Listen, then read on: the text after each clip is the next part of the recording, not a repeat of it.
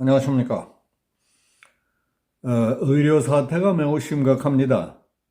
윤석열 대통령은 의사들의 불법 집단 행동은 절대 허용될 수 없다고 말했습니다. 이 문제와 관련해 말씀드리겠습니다.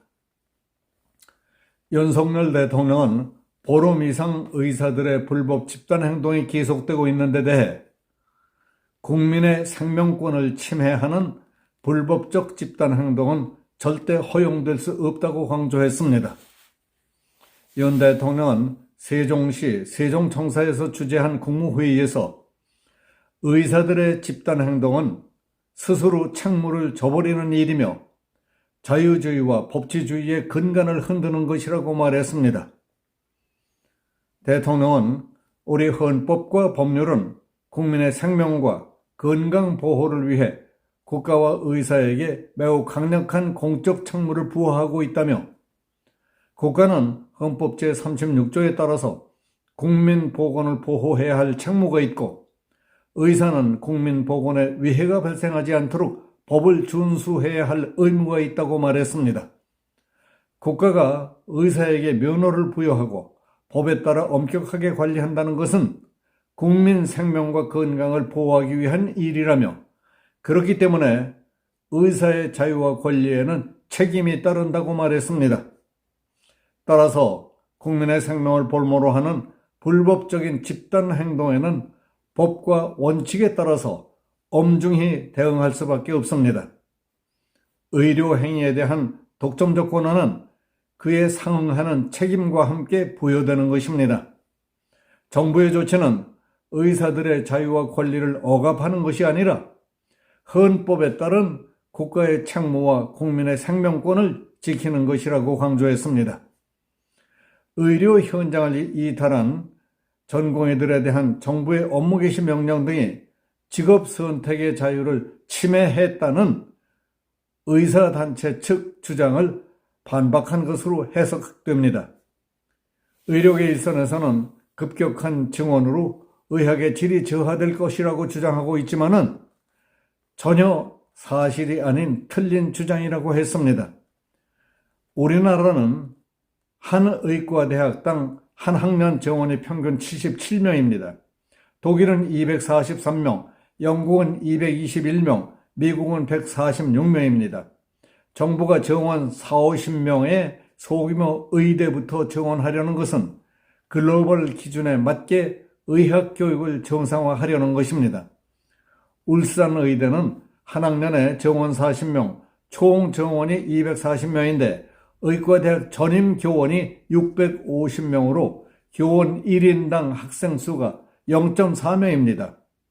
성균관대 의대의 경우 한 학년 정원이 40명, 총 정원이 240명이고 전임 교원이 490명입니다.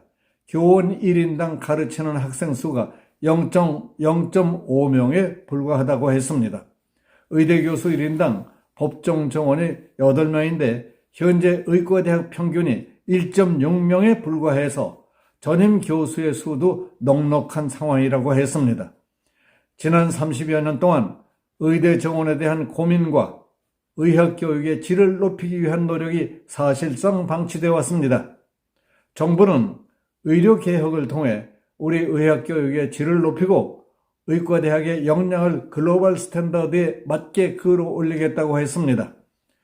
정부의 의대 정원 2,000명 증원 추진과 관련해서 건강보험이 처음 도입된 1977년 이래 우리나라 GDP는 116배가 늘었고 국민 의료비는 511배나 증가했습니다마는 이 기간 동안 의사 수는 7배 늘어나는데 그쳤습니다.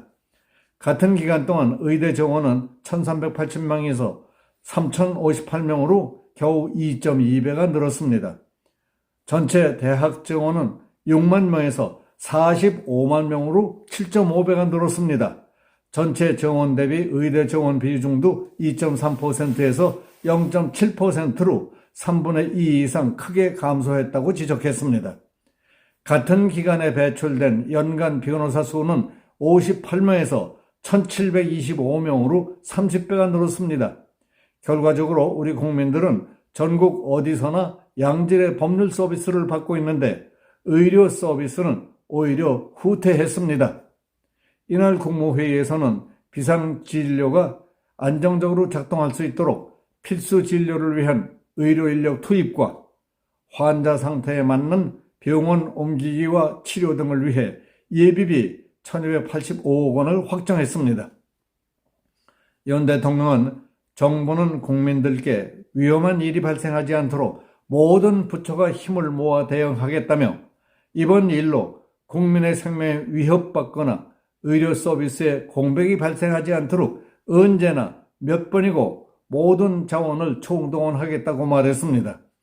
이어 정부는 국무회의에서 의료 현장 혼란 최소화를 위한 예비비 1285억 원을 지출 의결했습니다.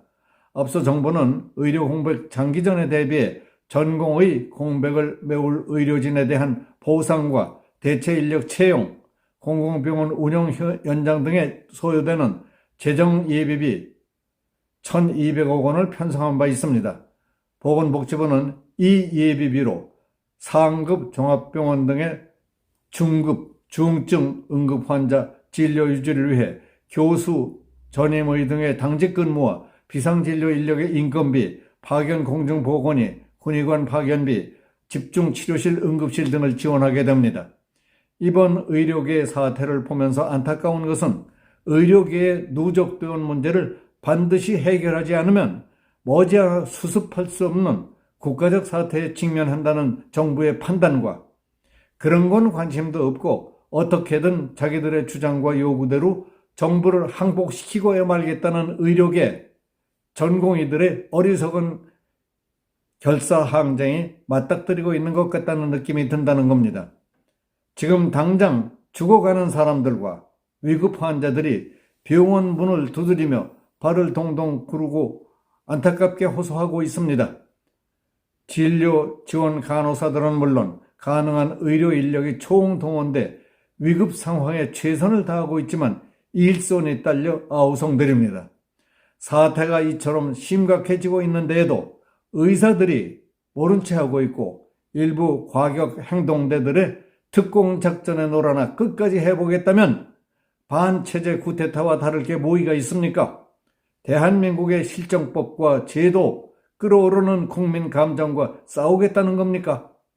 정부가 지난번 문재인 정부 때처럼 굴복하고 말 것 같습니까? 어림도 없습니다. 집단 행동과 기세에 눌려 절대 양보해서는 안 되는 선까지 양보한다면 앞으로 곳곳에서 걷잡을 수 없이 일어나는 모든 어거지와 떼쓰기를 당할 수 있겠습니까?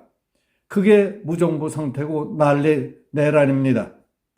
무정부 상태와 내란을 내버려두는 정부가 있을 것 같습니까? 정신들 차려야 할 때입니다. 지금 여러분을 부추기는 자들 가운데에는 적의 지령을 받아 움직이는 공작원도 있을 수 있다는 사실을 알아야 합니다. 그들은 이 나라와 당신 편이 아닙니다. 오늘날 우리의 정치, 사회 안보가 안정됐다고 생각하십니까? 선거를 앞두고 북한, 중국 등 대남 적대 세력과 우리 내부의 일부 불순 정치 세력들이 무슨 짓을 벌일지 알 수 없는 심각한 상황이라고 봐야 합니다.